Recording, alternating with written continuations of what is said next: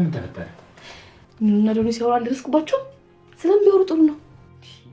አንቺ ልጅ በቃ አታድጊም እንዴ? ቆይ ምንድነው ችግርሽ? ለምንድነው ሁሌ ሰው ህይወት ላይ የምታተኩልኝ? ቆይ አንቺ ሰው አይደለሽም? የራስሽ ህይወት የለሽም ወይ? የራስሽን ህይወት ለምን አትኖሪም? አይ እኔ እኮ የተፈጠረውን ነገር ወንድሜ ስለሆንኩ ልንገርህ ብዬ ነው። ኧረ ተይ፣ ወንድምሽ ባልሆነ አትነግሪኝም ነበር አይደል?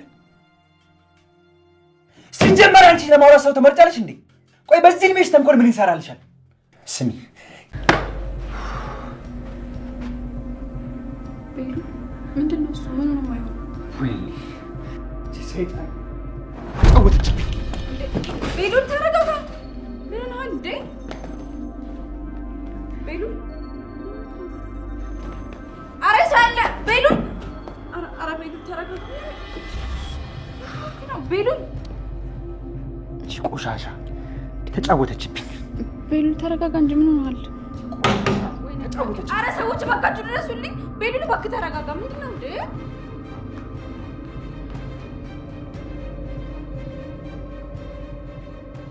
ምን ሆናችሁ ነው? ምንድነው የተፈጠረው? አረ ሊይዘው ስሞክር እየቻልኩት አይደለም እኮ ምንድነው የተፈጠረው? ቤሉል ምን ሆነሃል? አዎ ቤሉል ነገር ይሁን የህክምና ወረቀት ወሰደብኝ። ምን አታደርጊው ሜልሽው? እኔ እኮ ክፍሌን ስለሚፈትሹት ነበር አንቺ ጋር ያደረኩት።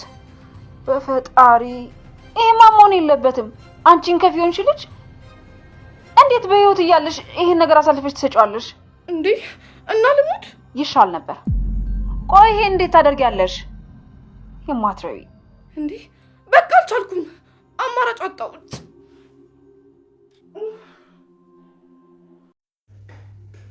ሰላም ውዴ ቻናሌ ቤተሰቦች እንዴት ናችሁልኝ? እንኳን ወደ ሰብለ ዩቲዩብ በሰላም መጣችሁ። እንግዳ ድራማ እንግዲህ አሁን ላይ ወይዘሮ ሄለን ወንጀለኛ መሆኗን ቤሉል ሙሉ ለሙሉ አውቋል ማለት ነው። እስከ ዛሬ ድረስ ሲከራከርላት የነበረው ቤሉል አሁን ላይ መጥፎ ሴት እንደሆነች ቀስ በቀስ ስለሷ እያወቀ ነው። ነገር ግን ነገሩን ሁሉ ያወቀው ከረፈደ ነው። እንግዲህ ወይዘሮ ሄለን በመሲ ሽምግልና ቀን አይን እየናግታታለች። መሲ ለመበቀል ስለፈለገች፣ በነገራችን ላይ አሁን ድረስ ምንም አይነት እሷ ስለ መሲ ፍቅረኛ ያላወቀች መስላ አክት እያደረገች ትገኛለች። ነገር ግን መሲ ከማን ጋር ፍቅር እንደጀመረች እና ማን ሽምግልና እንደላከ ጠንቅቃ ታውቃለች። በባለፈው ክፍል ምክንያቱም ካያችሁ የቴዲ ቤት ውስጥ መሲ ሶፋ ላይ ተቀምጣ እንግዲህ ከእህቷ ከኑኑያት ጋራ የሴት ጡት ማስያዣ ሶፋው ላይ ተገኝቷል። እሱ ነገር እንግዲህ አጋጣሚ ወይም ደግሞ የሆነ ሰው እዛ ቤት መጥቶ አይደለም፣ ሆን ተብሎ የተቀመጠ ነው። ቴዲ ቤት አላደረም ነበር የዛን ጊዜ መሲ። ምክንያቱም ቤቱን ሳያጸዳ መቼም ሚስቱን ወደ ቤት ይዞ አይመጣም አይደል? እንደው ቴዲ የሆነ ነገር እንኳ አደረገ ብለን ብንል ማለት ነው፣ ቴዲ እንደዛ አይነት ነገር አለ ምናምን ብለን እንደው ብናማው እንኳይ ቤቱን ሳያጸዳ መሲን ቤቱ አይጋብዛትም አይደለም? በዛ ላይ ደግሞ መሲ ከዛ ቀን በፊት እዛ ቤት ነበረች። ማታ ላይ ቤት መታ ነበረ እቃዋን ይዛና እዛ ቦታ ላይ ተቀምጣ ነበረ። ነገር ግን እነሱ ከወጡ በኋላ ነው እንግዲህ እዛ ቤት ሆን ተብሎ መሲ ይሄን ነገር እንድታውቅ ስለተፈለገ ነውና፣ ይሄ ደግሞ የሄለን ስራ ነው። እንግዲህ ሄለን ማን እንደሆነ ፍቅረኛዋ ታውቃለች ጠንቅቃ። ከሷ የሚያመልጥ ነገር የለም። ነገር ግን ነገሩ እንዳልደረሰችበት መስላ እንግዲህ ያው ደረስኩበት ማለት አትችልም፣ መብት የላትም። ቴዲ ጋር ምን አለሽ፣ ቴዲ ምንሽ ነው ማለት አትችልም። ሄለን ያላት አማራጭ ምንድን ነው? ሁለቱ እንዲለያዩ እና እሷ እንድትጠላው በተዘዋዋሪ ተንኮል መስራት ብቻ ነው ያላት አማራጭ። ለዛ ነው እንጂ አይንዬን የሚያገተቻት ምንም አድርጋት አይደለም፣ ልጇ ከቴዲ ጋር ግንኙነት እንዳላት ስላወቀች ነው። እንግዲህ በዚህ የተነሳ ማለት ነው ሄለን ስለ ሁለቱ ግንኙነት ታውቃለች ማለት ነው። እናም እንግዲህ አሁን ላይ ግን ሌሎች ችግሮች እየተፈጠሩ ነው። ወይዘሮ ሄለን እንግዲህ የቤሉልን የእናቱን ቤት ማለት ነው፣ ይሄ ቤት እንደምታውቁት የቤሉል የአያቶቹ ቤት ነው። አጎቱም ሳይቀር እዚህ ቤት ላይ ድርሻ አለው። ናሆም ማለት ነው ያፌት የዚህ ቤት ድርሻ አለኝ ሲል ነበረ። እህቴ አቶ ቶማስን ስታገባ እሷ ደስ እንዲላ ቤትም ትችላት ነው እንጂ ቤቱ የኔ ራሴ የቤተሰቦችን ቤት እኔም ድርሻ አለኝ ሲል ነበረና እንግዲህ ሄለን ይህንን ቤት ለራሷ ለማድረግ እየሰራች ትገኛለች። ይህን ነገር ደግሞ የሚያውቁት ሁለት ሰዎች ናቸው። አንደኛው ቴዲ ነው። ለቴዲ ይህን ቤት በስሜ ለማዞር እየሰራው ስለሆነ እንድታግዘ ይፈልጋለሁ ስትለው ነበረ። ቴዲም እንግዲህ እሺ ብሏት ነበረ። በመጨረሻ ግን ለቤሉል አንድ ፖስታ ተልኮለታል።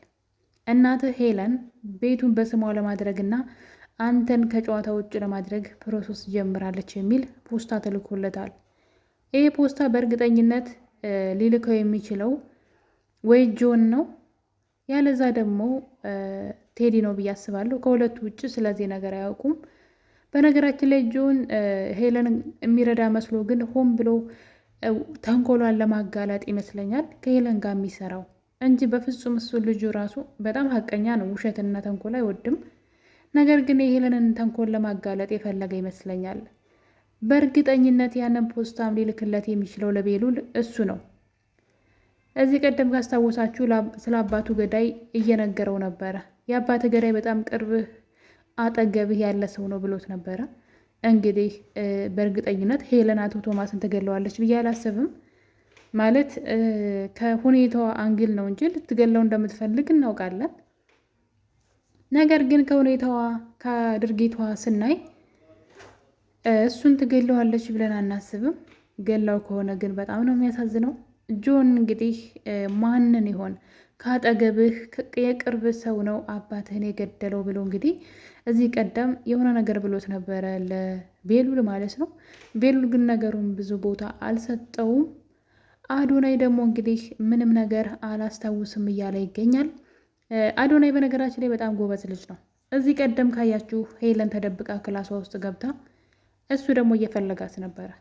ከዛ ግን ወደ ክላሷ ሄደው ሆን ብሎ እንግዲህ በሆነ ነገር ስትመታው ራሱ ነው የሳተ መስሎ ይወድቃል። ከዛ እሷን መድኃኒት ግታው ትሄዳለች። ነገር ግን ሲነሳ ምንም እንደማያውቅና እንደታመመ ሲያስመስል ነበረ። ምክንያቱም ደግሞ የሄለንን አድራሻ ማወቅ ይፈልጋል። ሄለን አዶናይ ምንም አያውቅም ሁሉ ነገር ረስቷን ብላ ስላሰበች የፈለገችውን ነገር እየሆነች ነው። እሱ ደግሞ እግር በእግር እየተከተለ ምን እንደምታደርግና ከማን ጋር እንደምትገናኝ እየደረሰባት ይገኛል። እና እንግዲህ ይህን ሚስጥር ለኑኑያት ነግሯታል። ነገር ግን ነገሮች ተበላሽተዋል። ለኑኑያት ይህን ሚስጥር ከያሽን ምንም ነገር አልረሳሁኝም ሄለንን ለመከታተልና ሄለን በጣም ወንጀለኛና መጥፎ ሴት ስለሆነች ነው። ከገጠር ህፃናቶችን እያመጣች ወደ ውጭ ሀገር ትሸጣለች። በጣም ብዙ ወንጀል ሰርታለች። ለዛ ደግሞ መቀጣት አለባት። በህግም እየተፈለገች ነው። ስለዚህ እኔም ሆን ብዬ ነው እያስመሰልኩ የነበረው እንጂ እንደዛ ምንም አይነት ህመም የለብኝም ብሏን እንግዲህና ነገር ግን ይህን ነገር ለማንም ሰው እንዳትናገሪ ብሎ ሲነግራት ኤልሹ ተደብቃ ሰምታቸዋለች። እንደምታውቁት እንግዲህ ኤልሹ የእናቷ ቢጤ ናት። በነገራችን ላይ የሆነ ክፋት የሆነ ሰው የሆነ የክፉ ሰው ልጅ ስለሆናችሁ ምናምን ሳይሆን በቃ ይሄ እያሳዩ ያሳደጓችሁን ነው ክፋትን የምትወርሱትና ኤልሹ የሄለን ልጅ አይደለችም። ነገር ግን የሄለንን ኮፒ ተንኮለኛና ክፉ ናት በጣም ሲበዛ። በዚህ እድሜዋ እንግዲህ ክፉ ስትሆን እናትየዋ ክፉ የሆነችበት ምክንያት ይኖራታል። በጣም ገንዘብ ወዳድ ስለሆነች ነው። ልጅቷ ግን እንዲሁ ከመሬት ተነስታ ነውና ያ ደግሞ እናቷ ክፋት ስትሰራ እያየች ስላደገች ነው። አሁን ላይ እንግዲህ ለእናቷ ከዛ ቤት ቀያ ወጣች። በድብቅ እየሄደች እናቷን ታገኛለች። በባለፈው ክፍል ላይ ቤሉል ከቤት ስትወጣ እስከምትሄድበት ቦታ ድረስ እየተከታተላት ነበረ። በመጨረሻም እንግዲህ ከእናቷ ጋር የሆነ መኪና አጠገብ ቁመው ሲያወሩ የሆነ ወረቀትም ስትሰጣት ያያታል። በመጨረሻም እንግዲህ ቤሉል ማለት ነው መኪናውን ፎቶ አንስቶ ወደ ቤት ይመለሳል፣ ማንም ሰው እንዳላየው መስሎ። እናም በመጨረሻም እንግዲህ ቤት ከመጣ በኋላ ይሄ መኪና የማን ነው እያለ በመኪናው ግራ ተጋባ። የመኪናውን ታርጋ ነበር ፎቶ አንስቶት የመጣው እና በመጨረሻም እንግዲህ ኑኑያትን እስኪ የአዶናይን ስልክ ተቀበይልኝ በጣም ፈልጌው ነው ግን ለምንም ቢልሽ ሳትነግሪው ተቀብለሽ አምጪልኝ በማለት የአዶናይን ስልክ ኑኑያት ተቀብላ ትሰጠዋለች። እንግዲህ እሱ ፎቶ ያነሳው የመኪና ታርጋ ቁጥርና አዶናይ እዚህ ቀደም የባለ ሱቆቹ ፎቶ አንስተውት ወረቀት ላይ ጽፈው የሰጡት የመኪና ታርጋ ቁጥር ተመሳሳይ ነው። እናም እንግዲህ አዶናይም ነግሮት ነበረ ቤሉል ወዲያው እንደመጣ ነበረ ኑኑያት የታገተችበት መኪናና አባቴ ማታ ማታ ወደ ቤት ሲመጣ የሚሸኝበት መኪና አንድ አይነት መኪና ነው ብሎት ነበረ። ቤሉል በነገራችን ላይ በጣም እያንቀለፋ ነው። መኪናው እኮ የራሱ የቤተሰቦቹ የአባቱ መኪና ነው፣ የስራ መኪና ማለት ነውና እናም እንግዲህ አሁን ነገሩ ወደ ቴዲ ማምራቱ የማይቀር ነው። ምክንያቱም በዛ መኪና እንግዲህ ቴዲ ነው ሊያግታት የሚችለው ማለት ነው። ከአዶናይ አባት ጋር የሚሰራ የነበረው ቴዲ ስለነበረ የሄለን ተላላኪ ቴዲ ነው። ስለዚህ አሁን ላይ ቤሉል እውነቱን ደርሶበታል። ኑኑያትን ያሳገተቻት ሄለን እንደሆነች ያውቋል። የደበቀችውን የኤችአይቪ ምርመራ የተደረገበትን ወረቀትም ከኤልሹ ላይ ተቀብሏታል በግድ እና አሁን ላይ እንግዲህ ሄለን ቤሉልንም ለመጉዳት መሞከሯ የማይቀር ነው። ምክንያቱም ደግሞ ከድርጊቷ ሁሉ እየደረሰባት ስለሆነ በዛ ላይ ደግሞ አሁን ላይ ለፖሊስ እንግዲህ አይንዬ መጥፋቷን ለማመልከት እየሄዱ ይገኛሉ። ነገር ግን አይንዬን ማን እንዳገታት ደግሞ መሲ ታውቃለች። ሄለን አንድ ወረቀት መሲን አስፈርማታለች። መሲ ወረቀት ትፈርሚያለች ብላ እንግዲህ የሆነ ወረቀት አስፈርማታለች። ምን አይነት ወረቀት እንደሆነ ባናውቅም ማለት ነው። ያለዛ እናትሽን አሳጣሻለሁ ብላ ወረቀቱን አስፈርማታለች። መሲ ግን መፈረም አልነበረባትም፣ መጋፈጥ ነበረባት። ምክንያቱም ወረቀቱን ፈርማ እናቷን አለቀቀችላትም። ስለዚህ ነገሩን በትክክለኛ መንገድ እንደ መጋፈጥ ጭራሽ ወረቀቱ ላይ እንግዲህ ምን አይነት ወንጀል እንዳሰራቻት ባናውቅም ነገር ግን ወረቀት ላይ አስፈርማታለች።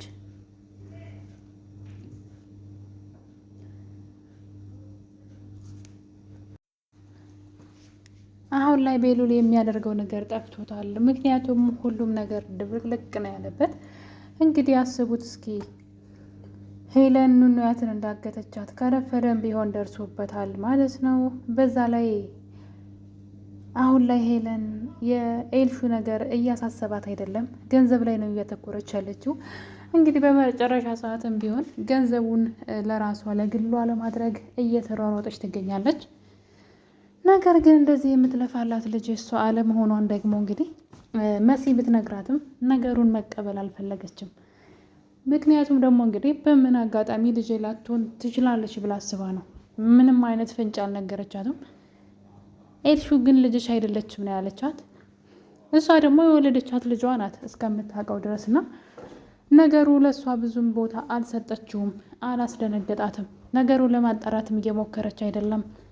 እንደውም የዛን ቤት ንብረት በሙሉ ለራሷ በስሟ ለማድረግ እየጣረች ነው። አዶናይ ደግሞ ማስመሰሉን ቀጥሏል ማለት ነው። ለኑኑያትም እንግዲህ ምንም ነገር እንዳረሳ ነግሯታል። አሁን ላይ እንድትረጅኝ እፈልጋለሁ እያለ ይገኛል። መሲ ደግሞ ግራ ገብቷታል። ቴዲ ጠፍቷል። አሁንም ስልኩ አይነሳም፣ የት እንደሄደ አታውቅም። ሄለን ደግሞ አንድ ወረቀት አስፈርማታለች። አሁን ላይ ድራማው ያለቀ ራሱ ይመስላል። ብዙ ነገሮች እንግዲህ ግልጥልጥ እያሉ እየወጡ ይገኛሉ። አይንዬ ከመታገቷ ውጭ ማለት ነው። መሲ ደግሞ እስካሁን ድረስ እናቷን ሄለን እንዳገተቻት ለማንም ሰው ተንፍሽ እያለች አይደለም።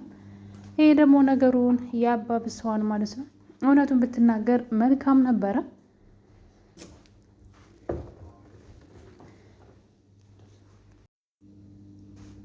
እንግዲህ ሄለን በየጊዜው ስልክ እየቀያየረች ቤሉል እንዳያገኛት እየተደባበቀች ትገኛለች። ነገር ግን ቤሉል በኤልሹ ስልክ አግኝቷት ነበረ። እራስሽ ላይ ነገሮችን ከማበላሸት የማትፈልጊ ከሆነ ስልኩን እንዳዘጊው ማውራት አለብን እያላት ነበረ።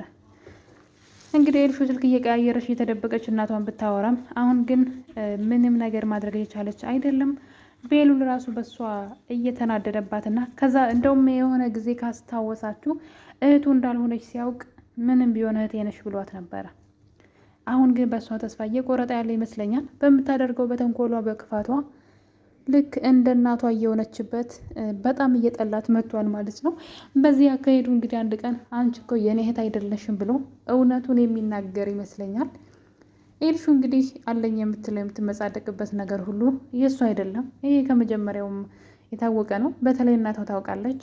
ያው አሁን ቤሉል ስላወቀ ነው እንጂ በዛ ላይ ደግሞ ሄለን ደግሞ እናቷ ለመሆኗ ሌላ ተአምር ነው።